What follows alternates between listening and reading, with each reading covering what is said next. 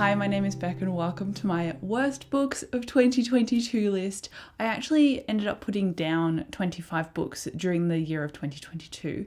So separately, I will link that video, but of the books that I actually finished, these are probably going to be my most disappointing reads of 2022 of that whole year. And in total, I read 75 books. So I had a pretty good innings, but of that, there are still a few that I wish were better. I also did an unhaul and I got rid of more than 60 books. So a lot of the books that I'm going to talk about, I actually do not have anymore. So the first one that I want to talk about that was super upsetting to me because I love this author is Cytonic by Brandon Sanderson. And this is the third book in the Skyward Flight series, like the quartet. And I've read all the novellas. I've obviously read up to date on the series, but when it came to Cytonic, it felt very surface level to me. And it was supposed to be incredibly gripping and character driven and plot forward because it's the third book in a series. Like you want that grunt to it, but it just felt very flimsy in terms of here is the plot, here are the characters, here is a little bit of a quirky theme happening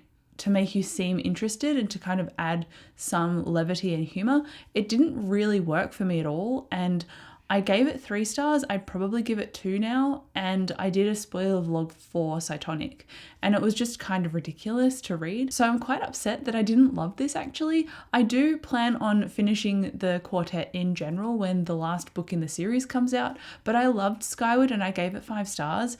And so to give the third book in this series only a 2 is really sad.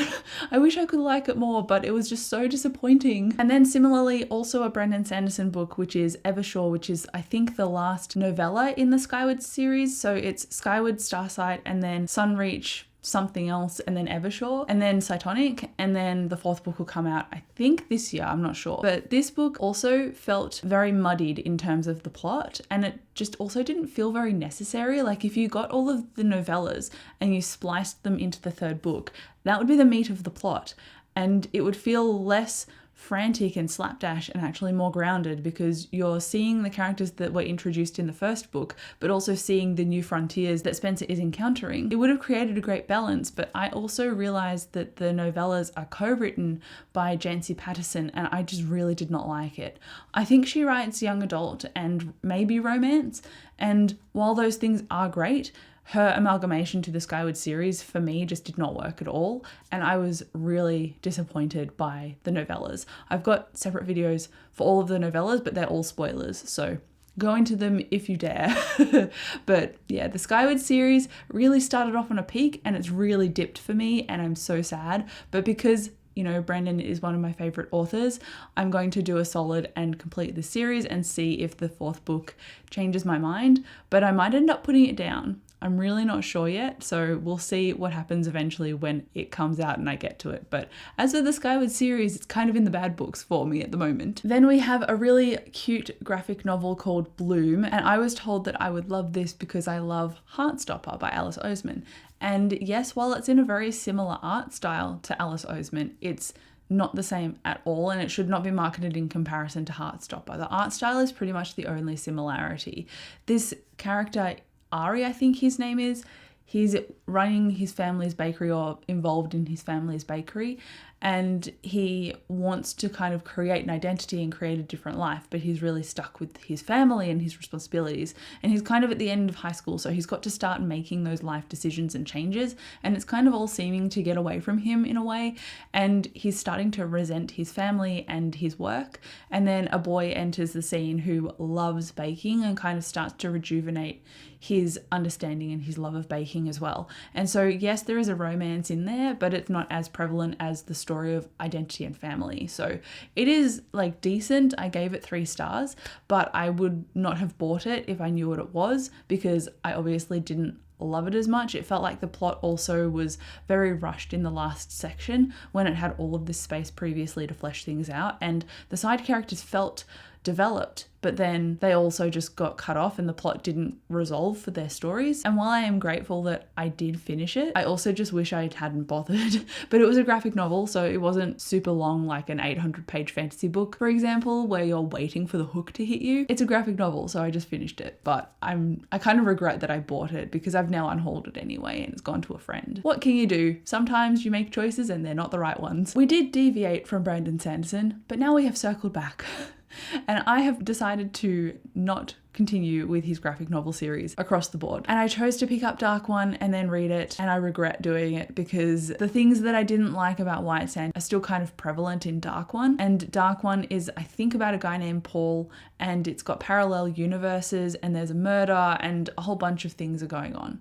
So while I kind of found potential, like the plot could have gone somewhere, I just wasn't interested. And it didn't feel very grounded to me either. So while I thought I would enjoy it, the art style was very jagged and very old style, and I do not like the old comic book hardline style.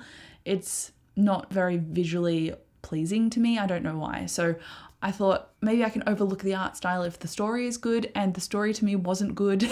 So I'm like, I regret spending money on this, and so I'm not going to buy any more graphic novels by Sanderson, but I will buy his books. So I have learned something about myself, but I regret that I had to spend the money to do it first. And then if you have been on my channel for a little while, you know that I love science fiction in the form of dystopian books. I love a zombie story. And I picked up this next book because I thought it's going to be two boys falling in love, so a queer romance in an apocalyptic book.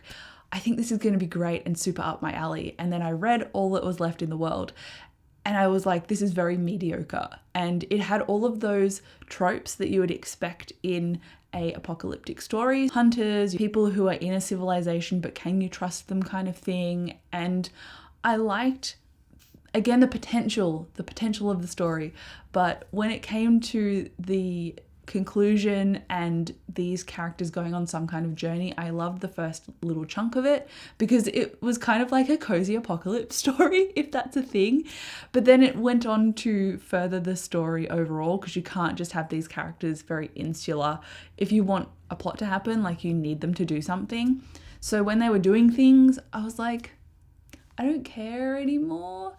And it was just not very well executed to me. So unfortunately, again, I gave this a 3 stars, which is honestly not a terrible rating, but for something that I thought would be a 4 or 5 star book, I was disappointed. So I also got rid of it, which is upsetting because queer and apocalyptic, I thought it would be super my thing. But clearly I just need to reread Book of the Unnamed Midwife, and that will be my fix. So I should have just done my reread or made time for it, and I didn't. So I guess I'll be rereading it this year instead. But anyway, moving on. I also tried a few graphic novels and books in 2022 that were a little bit outside my comfort zone because I know I like contemporary books and I know I like cozy fantasy. And so I thought, I'm going to love this. And I liked bits of it, but I didn't actually love it, and that is Moonstruck. And this is about Julie, who is a barista, and she goes on a first date with her new girlfriend Selena, and then stuff goes down. But the plot in here was very slapdash and just honestly a mess. It was very hard to keep track of.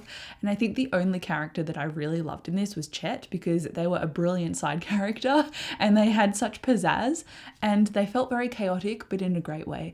So while I liked that character and I liked the setting of, you know, the cozy coffee shop with the fantasy elements, because Chet is a centaur, it was nice. But when it came to the plot and all of the extra characters that randomly got introduced, I was like, I'm not keeping track of this.